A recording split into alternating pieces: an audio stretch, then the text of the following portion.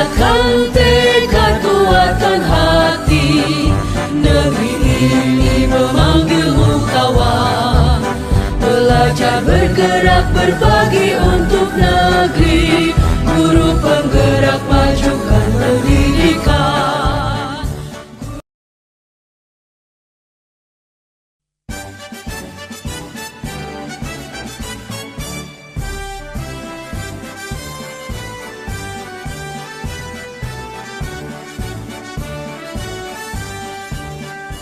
Bulatkan tekad kuatkan hati, negeri ini memanggilmu kawan. Belajar bergerak berbagi untuk negeri, guru penggerak majukan pendidikan. Guru penggerak menghamba pada murid, kreatif rancang pembelajaran. Assalamualaikum warahmatullahi wabarakatuh. Yang terhormat kepada Bapak Yosef Hamlalong selaku Kepala SDN 2 Sri Agung, yang saya hormati Bapak Ibu Dewan Guru beserta staf SDN 2 Sri Agung, yang semoga diberi kesehatan oleh Allah Subhanahu wa taala. Pertama-tama marilah kita panjatkan puji dan syukur kehadirat Tuhan Yang Maha Esa, yang mana atas berkat rahmat dan karunia-Nya kita dapat berkumpul di gedung SDN 2 Sri Agung dengan sehat walafiat. Dua kalinya sholawat serta salam tidak lupa kita aturkan kepada Junjungan Nabi Agung Muhammad yang senantiasa kita nanti-nantikan syafaatnya di yaumul qiyamah. Allahumma. Baik, di sini saya akan berbagi pengalaman yang telah disampaikan kepada saya. Untuk teman-teman semua, tidak ada maksud untuk menggurui atau mengajari Bapak Ibu. Yang jelas saya di sini pengimbasan karena saya mendapat ilmu terlebih dahulu, maka saya akan tularkan kepada kawan-kawan. Jadi untuk judul materi hari ini yaitu budaya positif. Jadi budaya positif itu kita budaya yang kita lakukan sehari-hari dengan penuh kesadaran diri Bapak Ibu, tanpa ada paksaan, tanpa ada iming-iming maupun tanpa ada dorongan dari pihak lain. Jadi muncul khas dari diri kita sendiri. Nah, di sini ada 5 konsep yang akan kita pelajari. Yang pertama disiplin positif, yang kedua keyakinan kelas, yang ketiga pemenuhan 5 kebutuhan dasar manusia, yang keempat 5 posisi kontrol, yang kelima segitiga restitusi. Baik, yang pertama yaitu mengenai definisi disiplin positif.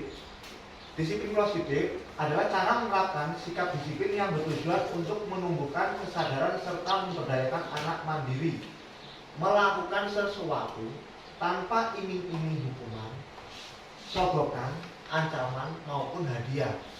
Jadi misal kita kok menginginkan anak, kamu harus berangkat tepat waktu misalnya.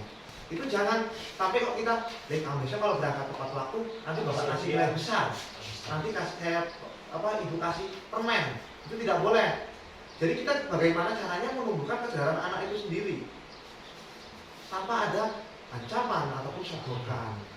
Nah, jadi seperti itu definisi dari disiplin positif.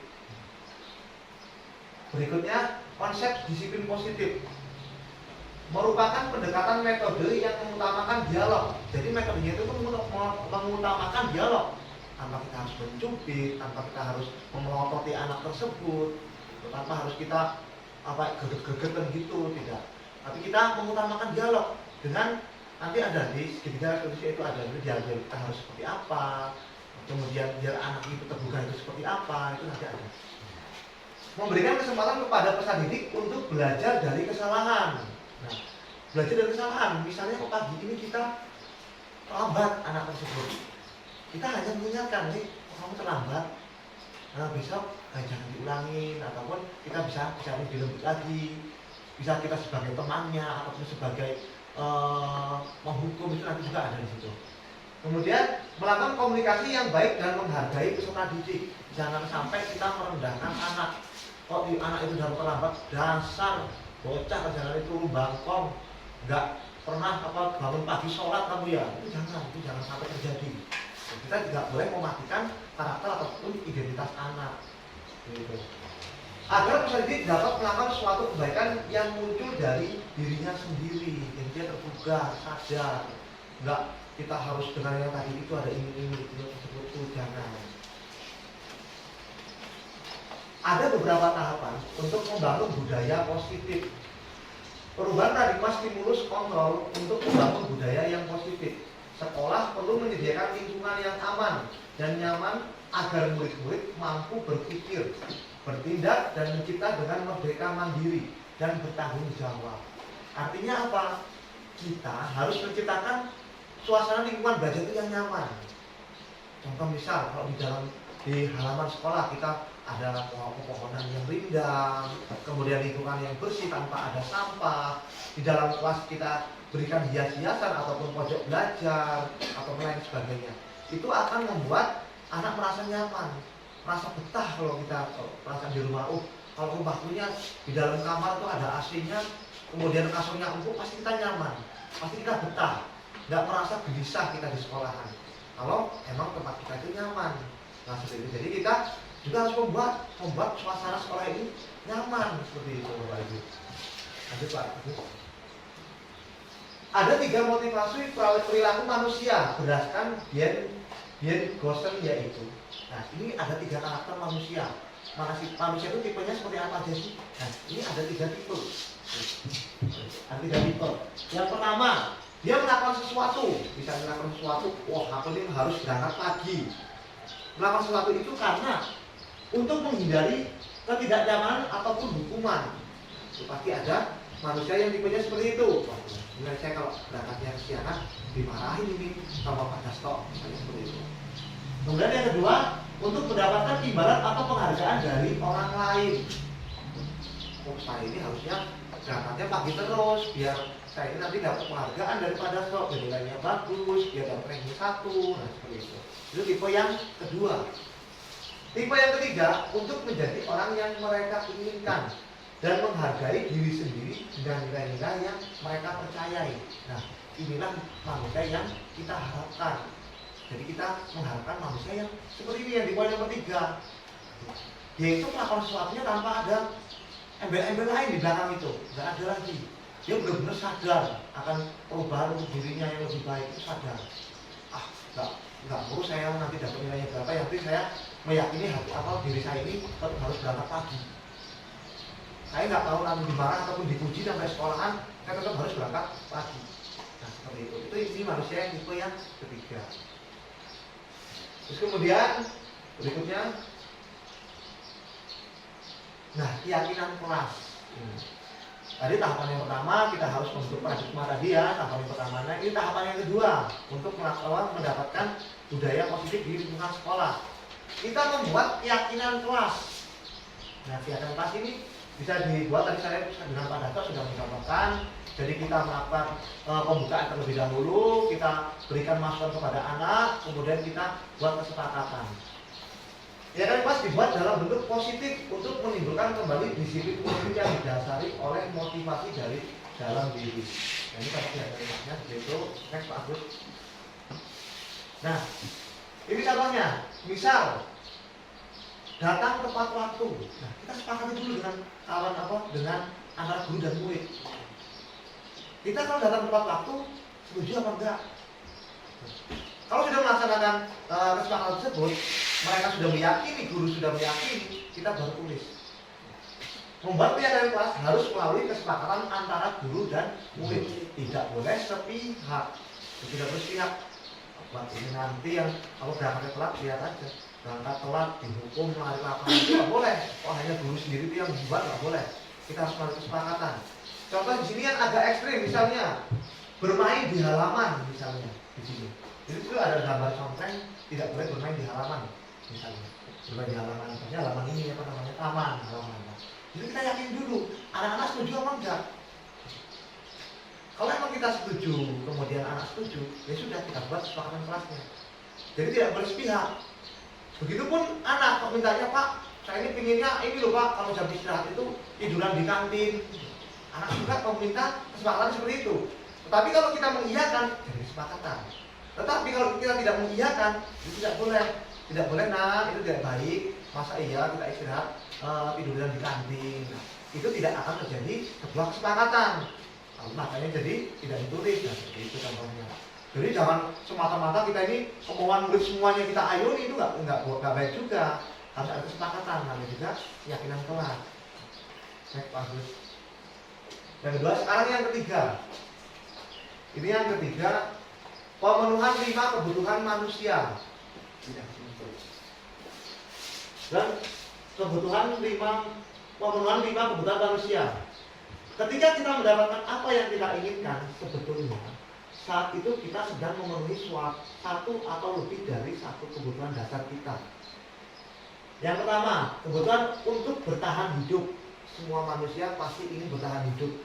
Kalau nggak ingin bertahan hidup, buktinya saya migrain misalnya, nggak mungkin saya minum obat kalau nggak ingin bertahan hidup. Itu. Yang kedua, kasih sayang dan kebutuhan untuk diterima. Nggak mungkin dong kita kok mau dalam suatu instansi atau dalam suatu kelompok, kok kita bergaul, kok ingin dikucilkan. Siapa yang mau dikucilkan? Kan nggak ada yang mau sih. Kita pasti inginnya dihargai, kemudian berikan kasih sayang seperti Bu Emri tadi berkata. Nggak mungkin kok kita, wah bodoh amat saya dicuekin, bodoh amat saya dikucilin juga, bodoh amat, itu nggak mungkin.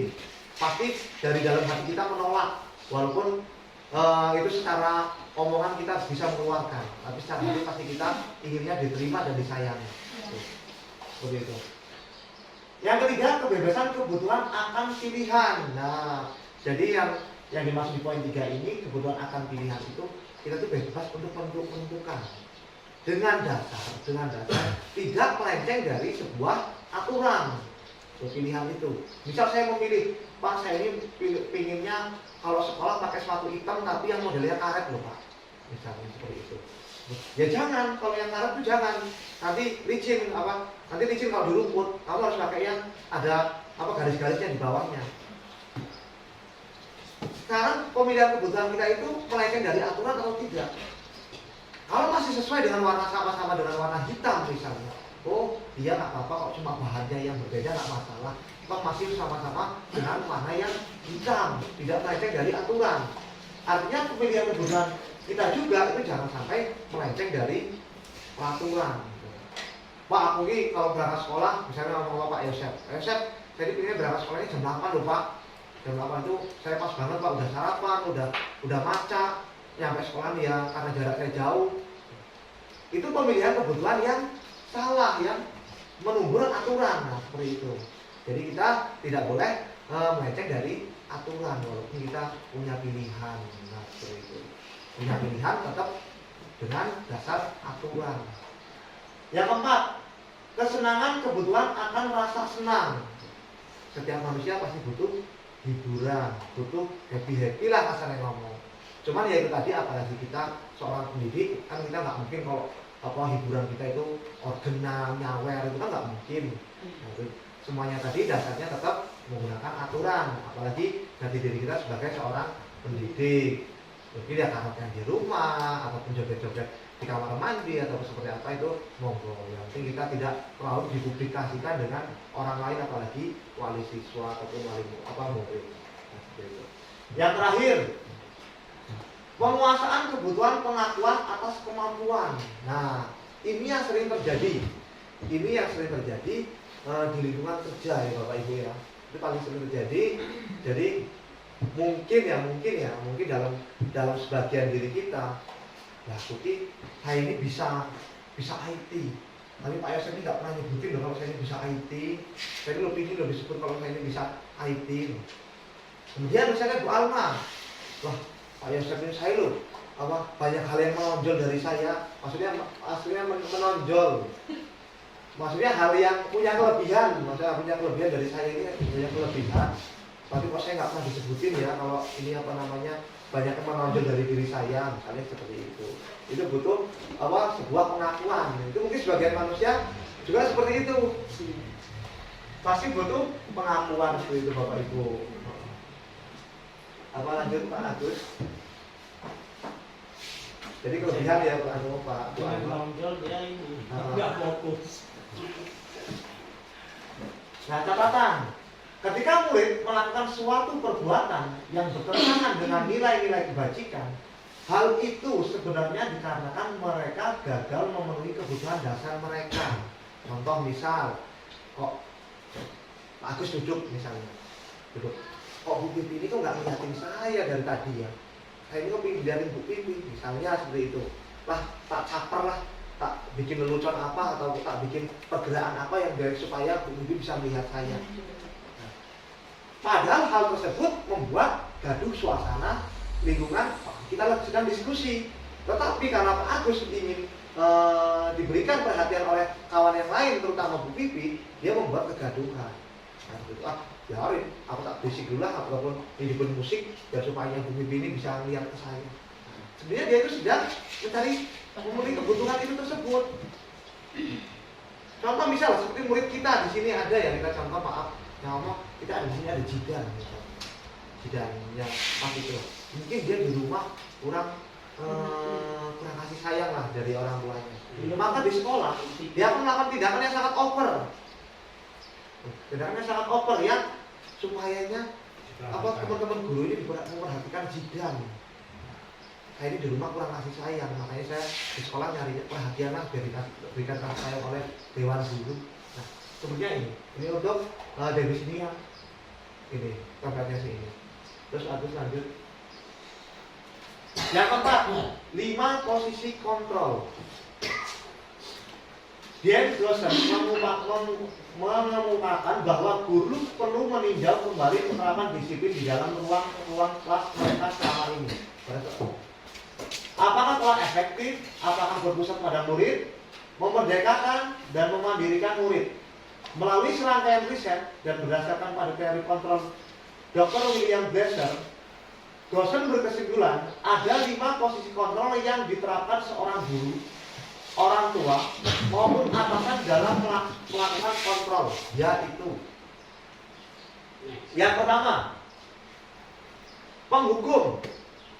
Seorang penghukum bisa menggunakan hukuman fisik maupun verbal, menggunakan nada suara tinggi, bahasa tubuh, mata melotot, dan jari-jari menunjuk ataupun menghardik. Ya. Contoh misal, Pak Dul, ada murid datang terlambat plus lompat mager. Pak Dul langsung datang, ini tipe penghukum. Kamu ini kurang ajar anak sekolah, nggak punya aturan, bla bla bla bla bla. Plus itu hukuman secara verbalnya, secara fisiknya, entah itu jewer, entah itu melototin, seperti itu. Ini yang dari sini nomor 1. Ada tipe penghukum, di guru yang tipe penghukum pasti itu ada. Entah mungkin zaman dulu, kalau sekarang mungkin sudah tidak ada lagi. Yang kedua, di sini ada tipe pembuat merasa bersalah. Buat merasa bersalah ini saya pernah melihat ini seperti Bu Pipi. Kalau merasa bersalah ini. Pada posisi ini biasanya guru akan bersuara lebih lembut, menggunakan keheningan yang membuat orang lain merasa tidak nyaman, bersalah atau rendah diri. Contoh misal, kok anak keluar kelas saat jam pelajaran, pelajarannya Bu Pipi, anak itu lari-lari. Kamu Bu Pipi dipanggil, kamu jangan kayak gitu Tole. Nanti Pak Ibu kena marah sama kepala sekolah kalau kamu kayak gitu, keluar kelas kayak gitu. Ini udah banyak teman-teman guru. Nanti kalau Ibu ditegur sama teman-teman yang lain gimana? Itu contoh membuat rasa bersalah. Jadi itu membuat anak tersebut, ya ampun, gara-gara saya nanti Bu Bibi kena marah ya. Nah, ini tipe guru yang membuat merasa bersalah. Itu contohnya. Yang ketiga, sebagai teman. Nih, sebagai teman mungkin di sini kita banyak ya. Contohnya saya sendiri terkadang saya jam istirahat itu ngobrol dengan murid-murid, kadang-kadang ikut bermain kelereng. Nah, contoh seperti ini, guru pada posisi ini tidak akan menyakiti murid, namun akan tetap berupaya mengontrol murid melalui persuasi, membujuk secara halus. Murid akan merasa senang dan akrab dengan guru. Murid menjadi tergantung pada guru tersebut. Ini juga belum sempurna Bapak Ibu. Kita sebagai teman pun belum bisa jadi sempurna. Karena apa? Biasanya kalau kita bersifat sebagai teman, anak itu akan melunjak. Biasanya seperti itu.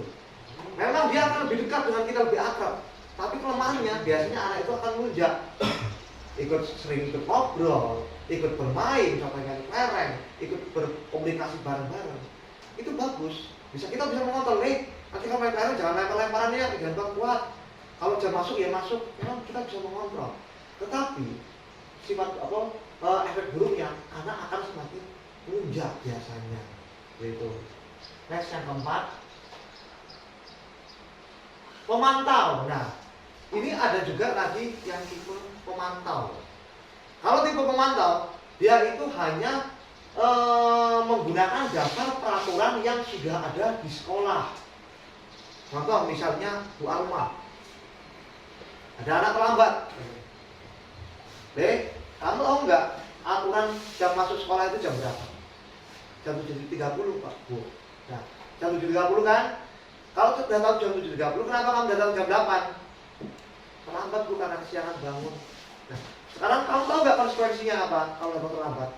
Tahu Bu, saya harus menyapu ruangan kelas dulu Bu. Nah, itu tipe pemantau. Tipe pemantau itu tidak menambahkan aturan yang ada ataupun mengurangi aturan yang ada. Dia hanya menjalankan semua aturan yang ada. Contoh misalnya seperti kalau di luar guru ya, di luar guru seperti polisi. Entah itu orang tuanya, itu adiknya, dia melanggar aturan, tangkap, saya menjalankan aturan. Nah, itu kalau tipe di luar guru. Dia yang di ugemi ataupun yang untuk berpegang teguh dia itu adalah sebuah aturan. Nggak ada kebijakan apapun sama sekali. Yang dijalankan hanyalah sebuah aturan. Semuanya aturan semua. Nah, jadi nggak ada komunikasi untuk kolaborasi ataupun mengadakan kebijakan, itu tidak ada lagi. Untuk tipe pemantau. Yang terakhir, next. Yang terakhir adalah posisi manajer. Nah, posisi manajer ini adalah rangkuman kelebihan dari 4 posisi kontrol yang tadi. Manajer adalah posisi di mana guru berbuat sesuatu bersama dengan murid, mempersilahkan murid mempertanggungjawabkan perilakunya, mendukung murid agar dapat menemukan solusi atas permasalahannya sendiri. Namun, bila kita menginginkan murid-murid kita menjadi manusia yang merdeka, mandiri, dan bertanggung jawab, maka kita mengacu pada restitusi yang dapat menjadikan murid kita sebagai seorang manajer untuk dirinya sendiri. Posisi kontrol manajer inilah yang paling ideal untuk digunakan seorang guru sebagai kontrol murid. Jadi tadi yang pertama ada tipe penghukum, tipe penghukum. Ketika penghukum kita sudah tidak ada lagi tapi kita menggunakan yang keyakinan kelas tadi. Hukumnya dibuang, tetap menegakkan keyakinan kelas, tapi tidak menggunakan hal-hal yang kasar tadi seperti melotot, kemudian menghardik, itu sudah tidak lagi. Yang kedua tadi tipe membuat rasa bersalah, itu juga bagus. Itu kalau bahasanya orang Jawa itu merogoh hati. Ya, kalau bahasa orang Jawa itu merogoh hatinya murid. Kalau tipe membuat rasa bersalah itu. Jadi dengan kita merendahkan diri kita, dapat merendahkan diri dia juga. Oh iya, itu kalau misalnya aku di keluar kelas lari-lari nanti dimarahin Pak Yosef, nanti dimarahin ditegur teman-teman yang lain. Nah seperti itu. Ini digunakan juga di tipe manajer. Tipe yang ketiga, tipe pemantau. Sebagai teman. Nah, sebagai teman kita juga harus akrab dengan dengan murid. Jangan dari woi gile mampu cerita bareng jangan. Memang anak susah itu ya seperti itu. Kamu ini lupus banget loh deh. Jangan kesini-sini jangan. Kita juga harus dia sebagai teman mereka, mengayomi mereka. Pemain kelereng mereka lagi main kelereng, pendang-pendangan sama jangan. Bisa kamu mengira, nanti main kelerengnya, nanti aja kita di rumah main kelerengnya bareng-bareng sama bapak. Gak apa-apa. Walaupun itu tidak dilakukan kita di rumah nanti, cuma kita mampunya ngomong bohongan. Ini nanti kelerengnya nanti aja di rumah, tapi Pak di sekolah jangan main kelereng dulu. Padahal kita di rumah nggak bermain kelereng enggak sama mereka. Tapi itu adalah bentuk untuk melarang mereka bermain kelereng di sekolah. Nah seperti itu. Kemudian yang terakhir, tadi yang keempat, juga seperti tipe pemantau. Tetap menggunakan dasar-dasar dengan tipe yang lain, tapi kita juga harus menegakkan keyakinan kelas ataupun keyakinan sekolah. Kalau murid dengan wali kelasnya keyakinan kelas, kalau guru dengan seluruh warga sekolah itu namanya keyakinan sekolah ataupun persoalan sekolah. Gitu. Next yang berikutnya satu. Yang kelima, segitiga restitusi. Segitiga restitusi adalah suatu proses dialog yang dijalankan oleh guru atau orang tua agar dapat menghasilkan murid yang mandiri dan bertanggung jawab.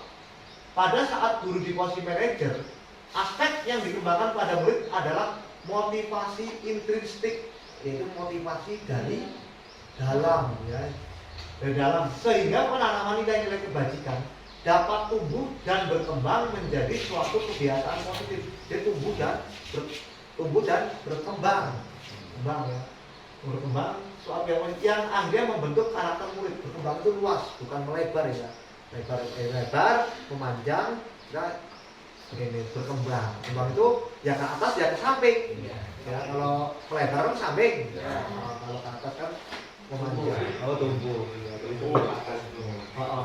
Ini banyak bahasa-bahasa kiasan yang kadang-kadang menjebak soalnya Bapak Ibu, yang bikin keringetan. Nah, next kalau Pak Agus, cara menumbuhkan budaya positif kepada anak. Nah, tadi sudah dijelaskan ya di poin 5 tadi sebagai manajer. Nah, sebagai manajer itu ada tahapannya sendiri lagi. Sebagai manajer kita harus mempunyai restitusi. Ini contoh gambar segitiga restitusi Bu Endri, ya. Sebenarnya segitiganya tapi kan yang lanjutnya di atas. Segitiga restitusi, lanjutnya di atas, diingat-ingat. Kalau lanjutnya di bawah itu bukan segitiga restitusi. Gitu. Jadi di sini yang pertama ada menstabilkan identitas. Yang pertama. Yang kedua, validasi tindakan yang salah. Yang ketiga, menanyakan keyakinan kelas. Ingat-ingat ya gambarnya Endri, ya. Jadi di situ ada dalamnya ada poin-poinnya di restitusi itu. Menstabilkan identitas, validasi tindakan yang salah, menanyakan keyakinan. Itu gambarnya beda, ya, gambarnya beda. Oke, next Pak Agus. Yang pertama, menstabilkan identitas. Menstabilkan identitas ini jadi gini. Kalau Bu Yanti, misal, ada tadi kita contohnya yang murid tadi dulu ya, biar enak ya kita meninggal dengan ya yang lainnya. Nah, misalnya murid telat. Murid telat, kita tidak boleh langsung memvonis anak itu bersalah. Itu tidak boleh. Kamu ini telat, pasti kamu kerjaannya begadangan, nggak tahu waktu, mandi apa enggak kamu. Nah, itu kan langsung menjatuhkan harga diri seorang siswa. Cara menstabilkan identitas yaitu menggunakan pertanyaan-pertanyaan next. Menggunakan pertanyaan seperti ini. Contoh misal, membuat kesalahan sesuatu yang wajar. Manusia tidak ada yang sempurna, kita bisa memperbaiki masalah ini. Kamu kenapa kok telat sih? Kamu Pak kesiangan, walah kesiangan. Ya udah Bapak maklumi, mungkin kamu badannya lagi gak enak badan ya, ataupun lagi ada apa di rumah ya, sehingga kamu telat datangnya. Wajar kok namanya juga manusia. Nah, kita stabilkan dulu. Kita jangan sampai menjatuhkan harga diri dia ataupun martabat dia, jangan. Kita stabil dulu. Kita ombrong dulu bahasanya. Nah, kita ombrong dulu bahasanya. Kita ombrong dulu seperti itu, baru nanti saya tidak nanya. Ulang lagi kalimat. Saya nggak menyalahkan kamu loh, saya nggak menyalahkan kamu, atau saya nggak ingin mencari kesalahan kamu, enggak. Bapak pinginnya besok kamu harus datangnya tepat waktu ya. Kalau kamu lagi nggak enak badan, ya tolong minum obat ataupun kamu tidurnya lebih pagi. Nah, seperti itu. Jadi 2 kalimat kunci Bapak Ibu. 2 kalimat kunci. Yang pertama, kita wajarkan dulu sebagai manusia. Wajar manusia itu tempatnya salah. 2 kalimat pertama itu dulu. Manusiawi lah bahasanya. Wajar deh manusiawi. Kalimat itu yang pertama untuk menstabilkan identitas. Yang kedua, jangan sampai mencari kesalahan anak itu, divonis kamu ini udah datang terlambat, banyak alasan. Jangan sampai mengucapkan kalimat seperti itu. Ya, 2 kalimat itu, 2 kalimat tersebut untuk mengunci, menstabilkan identitas seorang murid yang melakukan kesalahan, walaupun nyata-nyata kan dia itu salah. Tapi kita tidak boleh memvonis dia ataupun menjatuhkan harga diri dia, itu nggak boleh. Yang kedua, next, validasi tindakan yang salah. Berdasarkan prinsip, setiap perilaku berupaya memenuhi kebutuhan. Kedua, kebutuhan tertentu. Guru akan menggeser dari pemikiran stimulus respon menjadi proaktif. Mengenali dan mengakui kebutuhan murid. Ini dapat memperbaiki hubungan dengan murid. Pernyataan pertanyaan yang disampaikan dengan nada suara tidak menghakimi ataupun memojokkan. Nah, poin dari semua kalimat ini adalah tadi itu memperbaiki hubungan dengan murid untuk mengetahui kebutuhan dia itu apa sih sebelumnya. Le, kamu kok misalnya datangnya terlambat, kenapa sih Le? Nah, seperti itu. Anu Pak, tadi pagi itu Pak, ibuku bikin sarapannya kesiangan Pak, jadinya saya makannya juga siang. Oh kayak gitu. Kita kan tahu kebutuhan dia apa. Nah mungkin besok dengan tahu kebutuhan anak tersebut yang dimasakinnya kesiangan. Kalau menurut kan dimasak kesiangan ya, kalau Pak Agus kan nggak dimasakin, beda ya. Dimasakin kesiangan dengan nggak dimasakin. Nah mungkin kita bisa berkomunikasi dengan wali murid tersebut. Bu, ya tolong ya Bu ya, si Aji ini datangnya kesiangan Bu, karena sarapannya juga kesiangan. Tolong Ibu usahakanlah Bu masakin anaknya agak pagian dikit supaya anak Ibu nggak berangkat kesiangan lagi. Nah, next, contoh pertanyaan lagi. Ini ajukan pertanyaannya. Kamu bisa bertindak lebih gampang lagi dari ini. Contoh. Terus kemudian kamu bukan melakukan tanpa suatu alasan, dan itu ada alasannya ya. Terus yang ketiga, kamu melakukan karena mempertahankan sesuatu yang penting bagimu. Harapan tadi penting. Terus kemudian mungkin kamu bisa mempelajari suatu perilaku yang lebih efektif. Bersediakan kamu pelajari. Nah, untuk yang paling pertama ini, kamu bisa bertindak lebih gegabah lagi dari ini. Bisa gini. Tadi anaknya kan karena menunggu sarapan ya Bapak Ibu, menunggu sarapan datangnya ini kesiangan. Nah kita tinggal nambahin aja. Ya iya deh, Bapak juga pasti seperti itu. Bapak kalau belum sarapan, ya pasti Bapak nggak bakal keluar rumah. Nah kita itu malah mendukung dia. Kita bisa melakukan yang lebih gegabah dari itu. Terus sebenarnya untuk ngonggrong dia tadi itu, kita tuh isinya merogoh hati, ngonggrong kalau sama murid itu isinya di budaya positif ini, supaya untuk menumbuhkan perilaku yang tumbuh dari dalam diri dia. Tetapi yang ngonggrong anak, rogoh hatinya anak itu Pak isinya Pak, mencoba budaya positif itu. Nah, Bapak juga pasti seperti itu nih. Kalau Bapak nggak dibikin sarapan, ya nggak berangkat sekolah Bapak. Kalau belum dibontotin, Bapak juga ya belum berangkat sekolah kalau belum dibontotin. Pakai nggak dimasakin juga ya. Iya, kalau kita dibontotin, nanti dibontotin Pak. Kita tetap dibontotin. Nah, ini pertanyaan-pertanyaan contohnya seperti itu. Jadi kunci untuk pertanyaan nomor 2, kalibrasi tindakan yang salah. Poin yang pertama, kita bisa lebih gegabah dari itu untuk memonggrong siswa. Poin yang kedua, kita harus tahu akar permasalahannya. Akar permasalahannya apa tadi? Ibunya masaknya kesiangan gitu. Kita harus cari solusinya itu. Kita cari solusinya. Ibunya masak kesiangan, kita komunikasi dengan wali murid. Itu 2 poin untuk kata kunci untuk yang nomor 2. Next, Agus, yang nomor 3. Menanyakan keyakinan. Nah, setelah bla bla bla bla bla tadi, pakai poin yang pertama, pakai poin yang kedua, terakhir ucapannya adalah menanyakan keyakinan. Dengan catatan kita tuh udah membuat keyakinan dulu tapi buat keyakinan kelas, buat keyakinan sekolahan. Perry Cotton menyatakan bahwa pada dasarnya kita termotivasi secara intrinsik. Suatu pelaku telah divalidasi dan identitas sukses telah stabil. Maka murid telah siap mengaitkan keyakinan dengan tindakannya yang salah. Maka murid telah siap mengaitkan keyakinannya dengan tindakannya yang salah. Dengan catatan kita sudah membuat keyakinan dulu. Kita tidak bisa membuat argumen yang pertama, yang kedua kalau kita belum buat keyakinan. Maka dari itu kita nanti awal pertama kita masuk, kita buat keyakinan kelas dulu semua, buat kesepakatan sekolah dulu semua, baru kita bisa menggunakan teori tersebut. Nah, contoh pertanyaannya ketiga. Ajukan pertanyaan sebagai keluarga, apa yang kita yakini? Le, kamu terlambat. Kamu masih ingat nggak dengan keyakinan kelas yang sudah kita Yang sepakati ini bersama? absen satu-satu. Masih ingat nggak dengan kesepakatan kelas yang kita buat bareng-bareng? Kamu kan telat, masih ingat Pak? Nah, kalau kamu masih ingat dengan keyakinan kelas yang kita sepakati bersama, tolong usahakan kita jangan sampai terlambat lagi. Kita kan sudah sepakat. Nah, contohnya seperti itu untuk yang ketiga ini. Nilai-nilai apa yang telah kita sepakati? Nah, nilainya tadi disebutkan. Coba kira-kira kalau kamu terlambat ini nilai-nilai apa yang kamu sudah langgar? Yang sudah kita sepakati terus kamu kita langgar. Ini Pak, datang tepat waktu Pak. Nah, nanti kamu sudah melanggar kesepakatan kelas kita yang datang tepat waktu. Gitu. Seperti apa gambaran sebuah kelas yang ideal bagi anak tersebut? Ini kira-kira menurut kamu masih bagus nggak sih, Rick, kalau datangnya itu tepat waktu? Nah, seperti itu.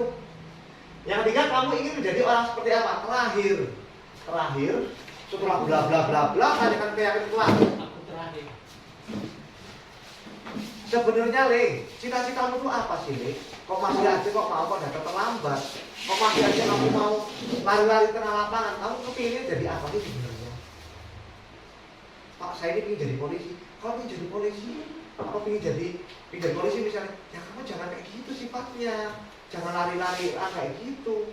Harus disiplin, datang tepat waktu, jangan terlambat seperti ini. Nah, seperti itu. Jadi untuk yang terakhir itu pertanyaannya seperti itu. Jadi kuncinya kita menanyakan keyakinan kelas yang sudah disepakati. Kedua, nilainya apa yang setelah dilanggar. Ketiga, gambaran ruang lingkup sekolah apa yang ingin dia inginkan. Yang terakhir, cita-citanya apa, tanyakan. Nah, jadi nanti awal tahun ajaran baru kita harus sudah membuat keyakinan kelas kalau kita ingin menerapkan semua metode-metode yang ada di sini. Jangan kita belum buat keyakinan kelas ataupun kesepakatan sekolah kalau kita sudah menerapkan metode ini. Kita nggak punya bukti fisik ataupun bukti autentik yang menguatkan kita. Lah apa alasan kita kok saya ini ditegur tiba-tiba telat kok ditegur? Emangnya saya pernah buat janji apa dengan Bapak Ibu Guru? Saya pernah buat kesepakatan apa dengan Bapak Ibu Guru? Kok tiba-tiba saya telat ini kok ditegur?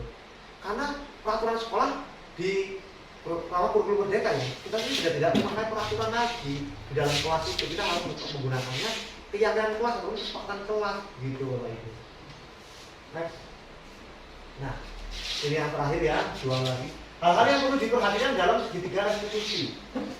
Berlaku yang salah perlu dikaitkan dengan nilai-nilai atau keyakinan-keyakinan yang telah disepakati. Itu tadi. Kesalahan yang mereka perbuat harus kita kaitkan lagi dengan keyakinan yang kita sepakati tadi.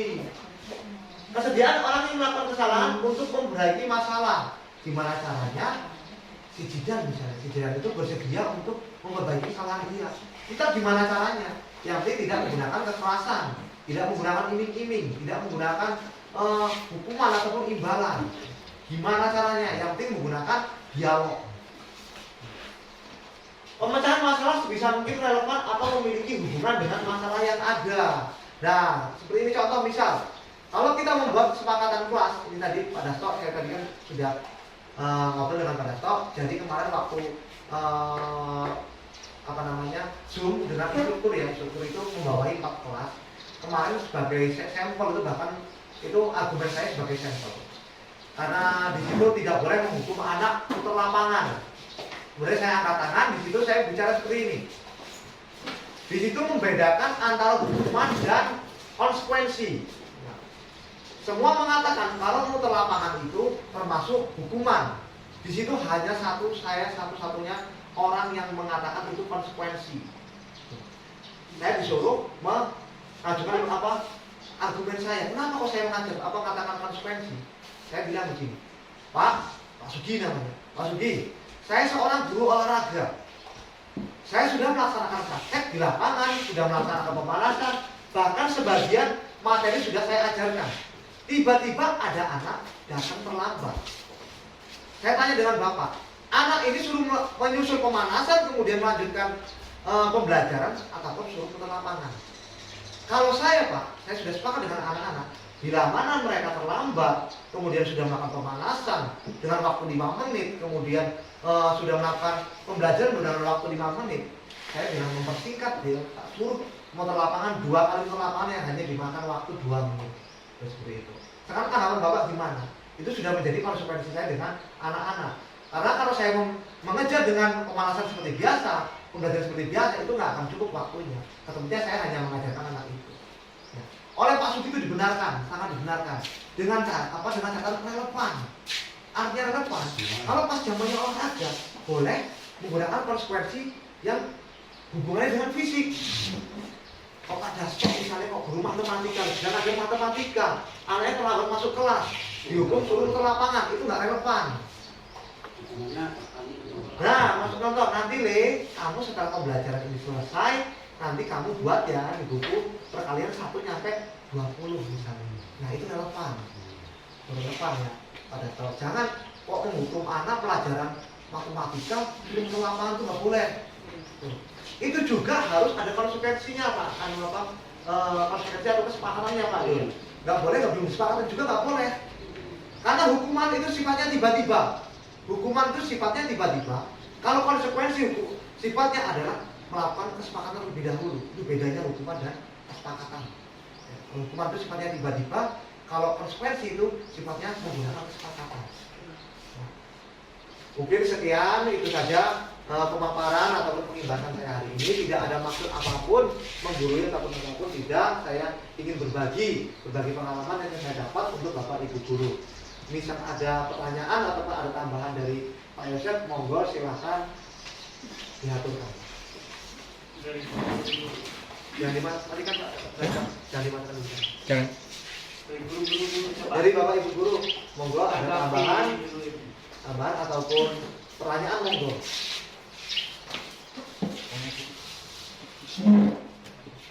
Ya, saya Pak. Monggo Pak Dur. Maaf Pak Dipan juga ya mungkin menyamakan persepsi aja. Itu pun jika yang pernah mungkin saya lakukan mungkin apa salah atau apa sesuai itu mungkin tinggal setelah memberikan penilaian Pak. Jadi keyakinan kelas di tempat saya terutama Pak Suga, memang tadinya itu kan udah saya buat terus saya bacakan, anak-anak kan setuju dengan keyakinan Pak tersebut. Misalkan di antara anak itu ada yang mengingkari, itu memang pernah, ini pernah ada, memang pernah ada. Sering masa lintas, sering terjadi seperti itu. Dan saya laksanakan hukumannya, bukannya hukuman seperti yang Pak Rifa ini, sesuai dengan apa yang kesalahan dia, anak tersebut ya. Misalkan dia banyak tak suruh, hukumannya bukan apa-apa, bukan berat, ya suruh bersihkan, dan buang sampah atau mungkin sampah di depan. Nah itu, ya kayak seperti itu, apa itu. Kalau menurut saya tidak relevan Pak. Ya, benar. Terus ada lagi ya mengerjakan tugas itu juga pun kadang ada yang melanggar. Nah, itu juga saya lakukan. Ya, hukumannya enggak, menurut saya enggak berat karena saya minta anak tersebut tak suruh ini, kadang yang tak suruh baca lah sesuai dengan apa yang saya kasih PR-nya. Ya. Itu saja kalau menurut saya. Apakah itu kira-kira menurut Pak Ipa sesuai apa itu monggo. Baik, saya tanggapi dulu ya, saya bisa buat gambaran yang lain. Nah, jadi kalau seperti itu sifatnya seperti konsekuensi Pak, Pak Dul. Jadi kalau konsekuensi itu, kalau kita menghilangkan, kita harus mengembalikan. Kalau kita merusak, kita harus memperbaiki. Nah, itu contohnya seperti itu. Kalau kita tidak nyapu, ya konsekuensinya kita harus menyapu ataupun membersihkan. Kalau kita mengotori, ya kita harus membersihkan. Itu namanya konsekuensi Pak. Jadi yang disebutkan Pak Dul itu termasuk konsekuensi Pak Dul. Nah, tapi untuk pembuatan kesepakatan kelas, karena gini Pak Dul, kesepakatan kelas ini juga kan mengacu dengan kenyamanan kita bekerja sebenarnya Pak Dul. Kalau zaman dulu, kalau zaman saya di SMA ya Pak Eko, Pak Dasko mungkin tahu, saya itu membuat gini Pak Dul. Di SMA itu kan anaknya luar biasa Pak Dul. Saya buat suatu pernyataan Pak Dul, yang kemarin orang tua yang lapangan, murid paling tua orang tua yang bikin pertanyaan atau pernyataan itu. Pas suruh buat kayak gini, jadi kalau anak itu melakukan misalnya kok nakal itu boleh. Saya itu punya penyakit sendiri. Saya buatkan di atas materai kesepakatan pernyataan itu. Kalau di SMA dulu, cuman kesini ya, itu kan juga swasta sih Pak Dul. Ya ini di sini di SD negeri, kemudian kita sudah kurikulum merdeka. Kayaknya sudah tidak ada lagi tipe-tipe seperti itu lagi Pak Dul. Jadi saya, maksudnya seperti saya tipe seperti saya itu sudah ada lagi. Nah jadi kalau bisa kita buat kesepakatan kelas itu kita diskusikan di video dikit aja Pak Dul, di video dikit untuk kesepakatan kita misalnya kok kita ada benturan dengan anak, Pak aku Pak tadi sama Pak Dul ini nggak nyapu malah suruh buang sampah, kan males, nangis anaknya, laporan dengan orang tua. Nah, tetapi kalau kita punya kekuatan tadi, loh ini loh Pak, ini buktinya loh Pak. Saya ini sudah buat kesepakatan dengan anak sampean nih kalau nggak percaya. Kita ini kesepakatan bareng-bareng, nggak sepihak dengan saya aja yang bikin. Kita ini videonya kalau nggak percaya. Ini video saya bikin kesepakatan dengan anaknya sampean.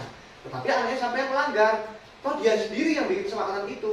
Kalau nggak membuang sampah, lupa piket, ya dia harus membuang sampah. Nah itu untuk kekuatan kita juga Pak. Saya cuma tak foto, nggak dikira itu tak kirimkan di grup pada kelas. Ya itu juga. Tapi kalau bisa, karena itu kan kita zaman sekarang ini yang pinternya bukan pinter ini sih, argumen Pak. Kadang itu argumen orang biasa itu lebih sakit ya Pak, bukan lebih handal. Kalau bagi saya lebih sakit daripada kita. Kalau kita mah halus, pertama pelan-pelan, kalau mereka asal keluar. Nah itu kan kadang-kadang yang bikin kita repot untuk menjawab, aduh, bikin repot kita menjawab kalau ucapan saklek kayak gitu. Nah, jadi nanti untuk gambar yang lainnya juga, untuk kekuatan diri kita juga, anggap aja itu sebuah pernyataan mereka lah, bahwa emang harus menaati peraturan itu dengan dasar keinginan mereka sendiri, enggak semata-mata kita yang memutuskan gitu Pak Dul. Kalau bisa kita tahun ajaran baru kita buat bareng-bareng lah, kita buat bareng-bareng. Nanti giliran tiap kelas digilir, nanti ambil dokumentasinya ataupun gimana tak gilir aja. Nah, digilir, saya bikin dokumen jadi satu blok, jadi satu video Pak. Ya saya satu video jadi kesepakatan kelas 1 sampai kelas 6 itu nanti jadi satu dokumen. Itu nanti jadi sebuah kekuatan kita juga Pak. Ya saya kalau ada apa-apa sama tuntunan wali murid. Jadi seperti itu Pak Dul. Monggo yang lain. Iya, Ya itu Pak. Kalau dari saya melihat pemaparan Bapak itu dari tipe-tipe guru tadi itu, ya sebelum dipaparkan karya itu ya banyak sadar diri sih Pak, bahwasannya kita masih ada tipe-tipe guru yang dilema tersebut. Nah untuk kedepannya mudah-mudahan dari sini, dari pemaparan Karifah, kami semua sebagai guru itu paham bahwasannya apa yang dibutuhkan oleh murid. Nah terus tadi berkaitan dengan yang ditanya sama Pak Adil itu, berarti kalau keyakinan kelas itu perlu membuat konsekuensinya juga. Ya. Terus kalau misalkan dibubuhi tanda tangan anak-anak gimana? Nah itu lebih bagus, lebih kuat Pak. Jadi itu sebuah kita kan ada bukti yang apa sifatnya audio atau visual ataupun yang oleh kayak gitu, itu bagus juga. Bahwa sekarang misalnya satu lembar, aku sempat tadi yang di sekolah kelas atas. Misalnya satu lembar terus ya, atasnya pengetahuan, terus bawahnya tantangan dari wali kelas murid ada 30 misalnya. Nah misalnya kan di sini ya, nah di sini ada lembar kosong lagi misalnya bisa kosong. Nah di sini tanda tangan. Di sini orang apa tantangan mereka, wali murid, wali kelas, kemudian murid itu lebih bagus lagi, lebih kuat. Jadi kalau kayak kelas rendah kan belum bisa tanda tangan. Jempol tidak masalah, itu pun lebih kuat lagi. Karena itu tadi bukti kita mengamankan kita kerja juga. Siapa yang belum tanda tangan? aku sudah. Jadi ada apa ya? Inspirasi. Ya. Apa itu, yang harus kita lakukan ke depannya ini udah ada gambaran. Ya, jadi bagus. Nih kalau menurut saya gini, Bapak Ibu. Jangan tutup ya. Aku tak aspek. Oh iya, maaf. Jadi nanti saya aja yang dokumentasikan kalau misalnya ini kita jadi satu semua Pak Dul, dari pokoknya dari kelas 1 sampai ini kesepakatan kelas kita yang tepat diri kita. Kadang-kadang kan oleh murid kan ada yang ngomong, ada yang kritis lah. Wah anakku tadi ini Pak disuruh apa namanya bersihin sampah. Nah, dia kosong kritis di grup. Nah itu kalau lebih matang lagi itu tadi emang Pak Dul dikasih tantangan bawahnya itu matang banget. Menurut saya matang banget. Yang penting ada video nggak kena sedikit, foto sedikit, nah dokumentasi itu kuat kita semua. Iya, bagus Pak Dul. Itu nanti karena lawan ajaran baru kita buat lagi bareng-bareng. Monggo Bapak Ibu, pertanyaan Pak Eko. Kita searah Pak Eko, jangan ngambek Pak Eko. Ya, boleh monggo. Oh, monggo. Kalau ditutup ada dulu. Ada pertanyaan lagi nggak? Bu Alma? Ya, Ada lagi kan anggap ini. Ini Bu Alma. dalam keyakinan kelas itu kan siswa dan guru yang buat Pak. Ya. Nah, untuk kelas rendah itu kan kadang masih belum bisa mengeluarkan apa sih Oh, iya. kalimat-kalimatnya. Ya. Nah itu kita boleh nggak Memandu. memandu terlebih dahulu. Boleh. Nah setelah itu baru kita dikasihkan ke anaknya, nanti waktu pengambilan video kan kita udah memandu dulu gitu loh. Ya. Pak. Boleh. Boleh. Jadi gini, cara memandu anak di bawah itu ya masih ini masih ya. Memandunya jangan kita membawa catatan dari rumah. Itu nggak boleh. Memandunya sudah di pada stop. Jadi papan tulis, kita tulis yang satu. Datang tepat waktu. Nah, gitu. Gimana anak-anak kalau kita meyakini kelas kita kalau datangnya tepat waktu? Setuju apa enggak? Nah, kayak gitu. Oh, setuju. Baik, setuju kita yakini. Tadi tulis. Nomor 2. Misalnya membuang sampah pada tempatnya. Tulisan ibu. Coba kalau membuang sampah pada tempatnya, setuju nggak kalian? Nah, seperti itu memandunya. Jadi cara memandu yang anak seperti itu kita tidak boleh membawa catatan dari rumah. Ini sudah konsep 10 keyakinan kelas terus kita bacakan dulu. Kalau dia jangan. Kalau memandu ya seperti tadi itu. Tadi pada saat ya pemandu anak itu kita adalah pemandu silang tulis dulu secara manual. Nah baru sudah manual kita ketik. Nah itu nggak apa-apa. Seperti itu Bu Alma. Itu kan dalam aksi nyata ya Pak. Ya. Ini balik lagi ke PMM karena kemarin saya Ya. ini ya bukannya apa, karena di situ ada kesalahan di aksi nyata itu tidak ada bubuan dari siswa. Nah dari peserta didiknya. Jadi Tidak ada apa Bu? Hah? Tidak ada apa? Tidak ada, gini contohnya tulisan itu dari siswa sendiri gitu loh Pak. Jadi tempat saya ada perbaikan aksi nyata kemarin gitu Pak. Nah itu berarti kita kan mandu, Ya. itu anak-anak nulis sendiri atau kita ngetik sendiri di dalam, nanti kita hasilnya di apa keyakinan kelas itu. Nah, jadi nanti gini aja Bu Alma, misalnya kok memang apa namanya untuk kelas 1 ya nanti takutnya mengada-ngada, gini aja. Misalnya sudah kita gampang tulis, kita langsung kita bikin tempelan pakai karton itu, karton gede. Nah, setelah kita deal yang orang-orang tadi udah deal, kita langsung pindahkan aja bareng-bareng. Pindah sama anak-anak bareng-bareng itu. Yang di karton lebarnya loh Pak, Bu. Papan tulis, kita langsung udah ini ya, deal ya, kesempatannya 10. Keluarkan karton, tempel deck, tulis secara manual aja di situ. Dipoto, disempelin anak-anak kayak gitu aja. Kalau misalnya kita takut mengada-ngada oleh orang kita, dah udah anak-anak selesai, pokoknya super tangan pacak jempol bareng-bareng, udah beres kayak gitu. Lebih real kalau menurut saya seperti itu. Iya.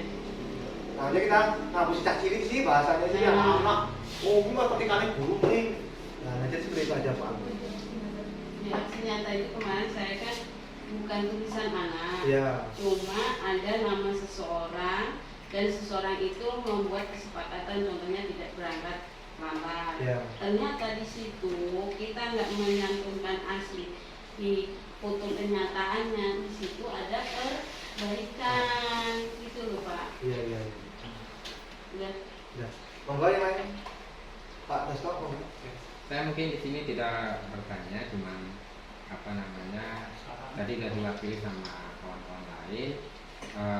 Alhamdulillah saya mungkin dengan rekan-rekan yang lain dapat pemahaman baru atau tentang budaya positif ini yang sebenarnya sudah kita terapkan secara tidak langsung, apalagi kita sekolah penggerak, bahkan sekarang diperkuat dengan adanya pembebasan dari KIK. Artinya kami mengucapkan terima kasih. Mungkin itu. Terima kasih Pak Dasto. Jadi Pak Esen, monggo Pak Esen. Yang lain? Yang lain? Iya. Mas, cukup. Ya. Akhir saya ya, makasih sebelumnya ya. Pak Dipa sudah menjelaskan apa ilmu yang didapat dari sekolah penggerak, walaupun dalam calon tapi sudah dianggap guru penggerak ya. Pertama saya ingin mengatakan apa yang dijelaskan dari beberapa pertanyaan dari beberapa guru itu sudah cukup jelas. Yang intinya kesepakatan ini kalau dulu bisa menyakiti badan, sekarang kan dihindari. Ya.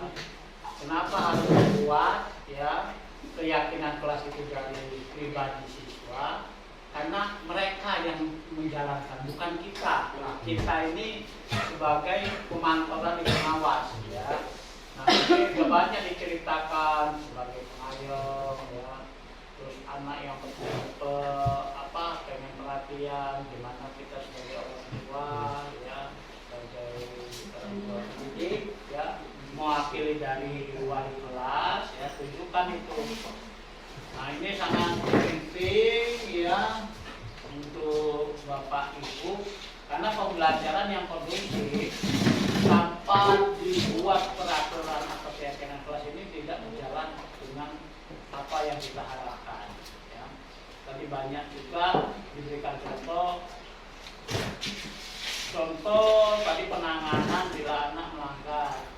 Nah, sebagai hukuman, ya, kita jangan jauh-jauh hukuman dengan materi yang sudah diberikan. Misalnya di bahasa Indonesia, ya, kita kasih sanksi, coba mengeja huruf apa gimana, ya. Kalau olahraga, ya, passing yang baik, passing yang tinggi, benar gimana, supaya hukuman itu bukan membuat dia merasa terbebani terhadap diri dia sendiri karena melakukan kesalahan. Ya, otomatis anak kalau sudah dituduh, itu kan merasa bebannya ini, apalagi ditambah lagi siapa Bu? Oh, apalagi ini secara tidak langsung kita penanganannya tidak ini tidak pas, ya, akibat apa? Mungkin hikmahnya pada siang hari ini menjelang sore bisa bermanfaat bagi Bapak Ibu dan masyarakat. Mudah-mudahan kedepannya penerapan ini harus segera dilaksanakan. Itu aja dari saya, Pak. Baik, terima kasih Pak Yosef sudah memberikan waktu, sudah memberikan tempat untuk berdiskusi dengan kawan-kawan. Terima kasih sekali, semoga kita ke depannya menjadi lebih baik, baik secara kita pribadi personal kita meningkatkan kualitas diri, baik sebagai sekolah penggerak maupun yang lainnya. Pokoknya kita harus ke depannya lebih maju lagi segalanya. Saya akhiri, mohon maaf sebelumnya ini kalau ada kata-kata saya yang kurang pas. Tadi kayak kadang-kadang saya memang kepletot sedikit-sedikit. Enggak, mohon maaf sebelumnya, pokoknya maaf beribu-ribu maaf. Saya tidak ada maksud menggurui ataupun mengajari Bapak Ibu. Tidak ada, intinya saya hanya berbagi. Saya akhiri, wabillahi taufiq wal hidayah. Wassalamualaikum warahmatullahi wabarakatuh. Assalamualaikum warahmatullahi wabarakatuh.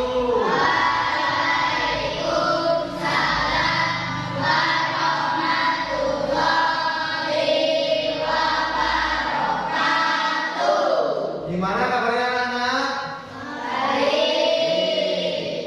Sudah sarapan semua hari ini? Sudah. Tadi pagi berangkat sholat subuh dulu apa enggak? Jadi kita kalau pagi bangunnya subuh ya, sholat subuh jangan lupa sarapan.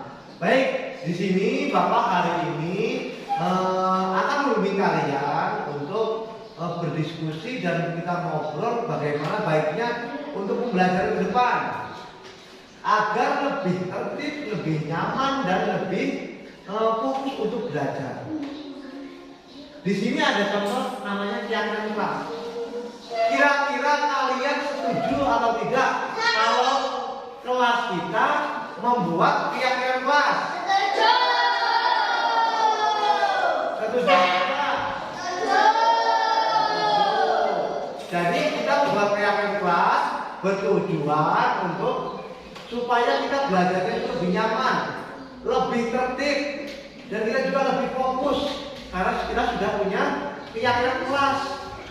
Nah, keyakinan kelas ini nanti kita buat kesepakatan antara kalian dengan Bapak di sini sebagai wali kelas. Nah, contoh misalnya, Pak, keyakinan kelas itu gimana dong Pak? Jadi keyakinan kelas itu suatu keyakinan yang ada di dalam hati kalian, yang tumbuh dengan kesadaran diri kalian, tanpa ada paksaan, tanpa Bapak memaksa, tanpa Bapak menghukum, tanpa Bapak memberikan imbalan kepada kalian, tetapi kalian sudah mau melakukan hal tersebut. Misal, kalian datang tepat waktu, jam 7.30 sudah masuk dalam kelas. Kalian tanpa Bapak marahi, tanpa Bapak hukum, tanpa Bapak berikan hadiah, kalian sudah dengan sadar diri masuk jam 7.30 dengan kesadaran diri kalian. Contoh lagi yang kedua, misalnya kalian tidak membuang sampah sembarangan, jadi buang sampahnya di tempat sampah. Dengan kesadaran kalian sendiri, kalian membuang sampah pada tempatnya, tanpa Bapak marahin, Bapak berikan hukuman, ataupun Bapak berikan imbalan. Jadi nanti kita membuat keyakinan kelas itu yang disepakati antara kalian dengan Bapak. Setelah itu nanti kita pegang teguh bersama, kita jalankan bersama. Paham ya? Paham? Nah, jadi sekarang gini, kalian boleh mengajukan pendapat kalian. Apa saja keyakinan kelas atau kesepakatan kelas yang akan kita pakai di depannya untuk kesepakatan bersama. Kalian sebutkan di bawah tulis setuju atau tidaknya, nanti kita musyawarahkan bareng-bareng. Yuk, dari dua contoh yang tadi Bapak sebutkan, yang pertama contoh datang tepat waktu, yang kedua tidak membuang sampah sembarangan. Coba, apalagi coba sebutkan, coba sejar apa yang kita harus sepakati bareng-bareng. Buanglah sampah pada tempatnya, setuju tidak? Setuju tidak? Setuju, Bapak tulis, buang sampah pada tempatnya. Buang sampah pada tempatnya. Tadi datang tepat waktu ya, Bapak seperti tadi ya. Datang tepat waktu. Terus apa lagi, coba? Angkat tangan sebelum berbicara. Setuju apa enggak? Jadi kita kalau mau mengajukan pendapat atau belum bertanya, angkat tangan dulu ya. Angkat tangan sebelum berbicara.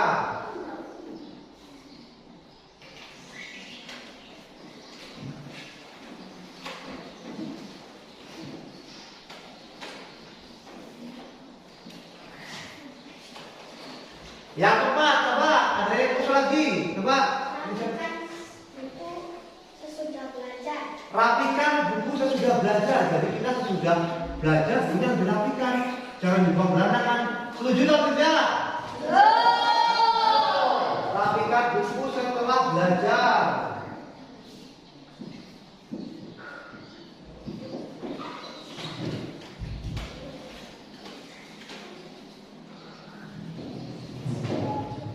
Jadi selama belajar kita harus belajarkan dulu lagi bukunya, jangan asal masukin laci, kita letakkan di meja, tinggal istirahat, itu tidak boleh. Jadi itu dari sepakatan kita ya. Terus kemudian yang kelima, coba apa lagi, ada yang usul nggak? Jujur dalam ujian. Angkat tangan dulu coba. Jujur dalam ujian. Jujur dalam ujian ataupun ulangan. Kira-kira kalau kalian pas waktu ulangan ataupun ujian jujur, setuju apa enggak? Jadi ya setuju ya. Jadi nggak boleh mencontek. Kalian harus jujur waktu pekerjaan ujian, ya nggak boleh contek. Jujur dalam ujian. Nomor 6. Kira-kira apa lagi? Tambahan lagi? Ada yang usul nggak? Siapa? Ayo. Hormati guru. Apa? Tidak boleh ribut di dalam kelas. Apa? Tidak boleh ribut di dalam kelas. Tidak boleh ribut dalam kelas. Berarti waktu kita belajar, waktu guru sudah menjelaskan, kalian tidak boleh ribut. Setuju atau tidak? Setuju. Benar ya? Setuju ya? Tidak boleh ribut dalam kelas.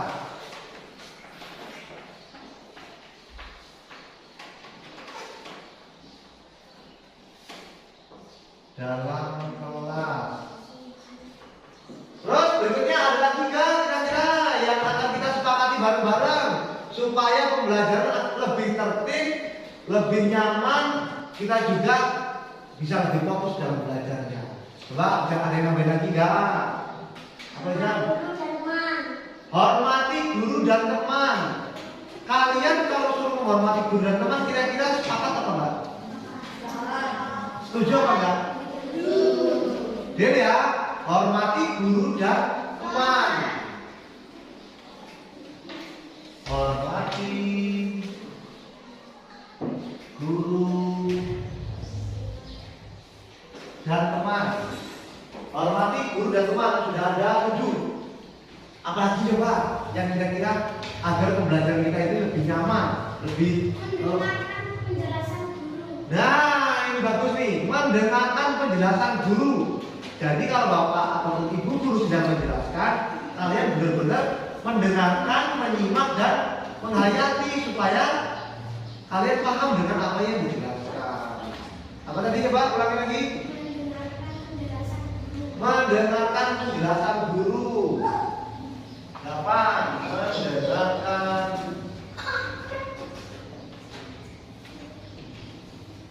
penjelasan guru.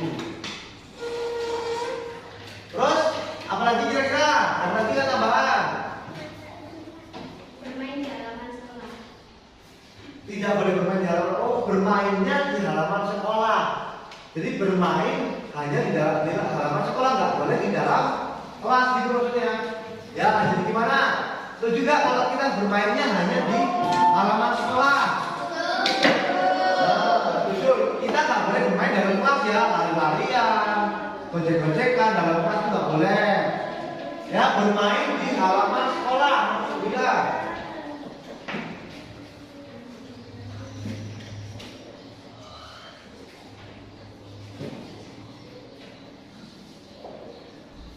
Coba lagi ya tambahan. Tidak boleh makan di dalam kelas biar kelasnya nggak kotor. Setuju apa tidak? Setuju. Tapi jangan diulangi lagi ya, ada yang makan dalam kelas ya. Tidak boleh makan di dalam kelas.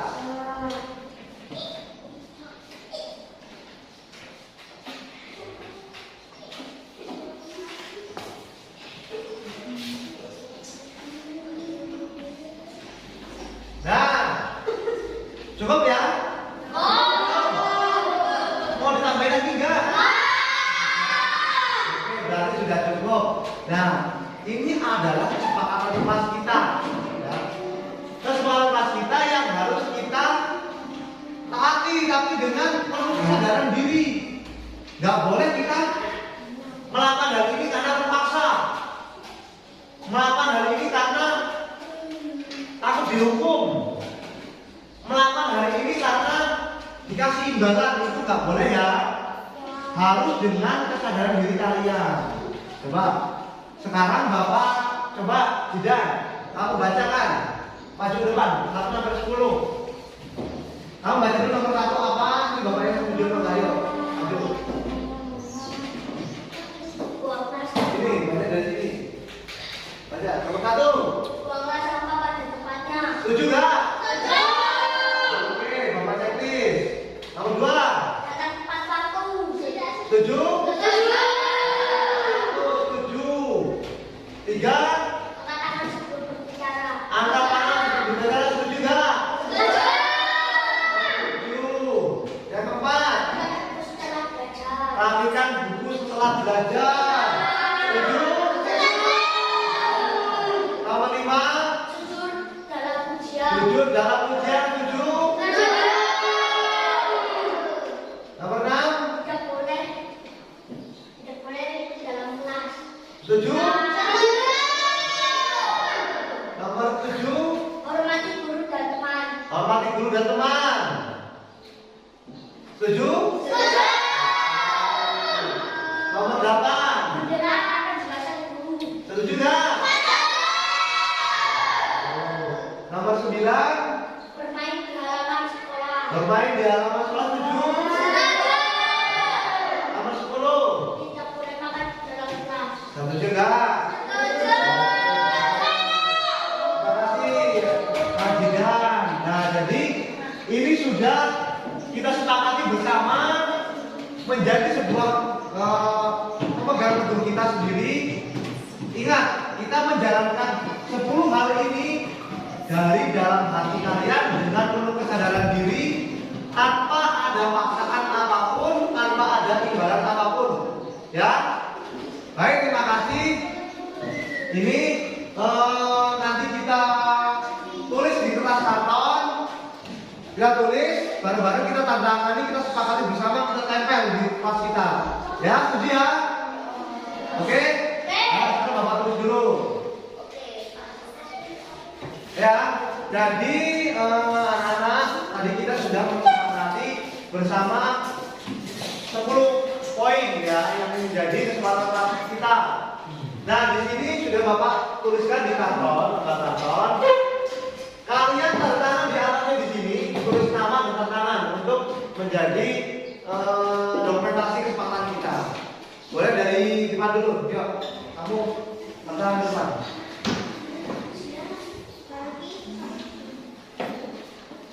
Tulis sekarang kamu di sini, tanda tangan di sini. Yuk, semua.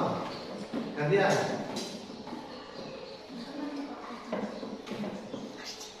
Ya, sambil giliran, sambil tangan. Kalian Bapak kasih arahan, kasih temennya terus. Nah, jadi ya kesepakatan kelas kita mulai dari bangunan apa pada tempatnya, dalam tepat waktu. Nah, dalam tepat waktu dulu. Kalian masuk jam berapa? Jam 7.30. Jam 7.30. Jam 7.30 itu sudah bel masuk. Jadi kalian nanti dari rumah kalian rumahnya jauh. Datangnya kurang dari jam 7. Kurang dari jam 7. Kalau yang rumahnya dekat, Pak, rumahku dari sekolah sampai rumah cuma 10 menit. Ya sudah, kalian datangnya 15 menit sebelum jam setengah. Seperti itu soalnya gitu ya.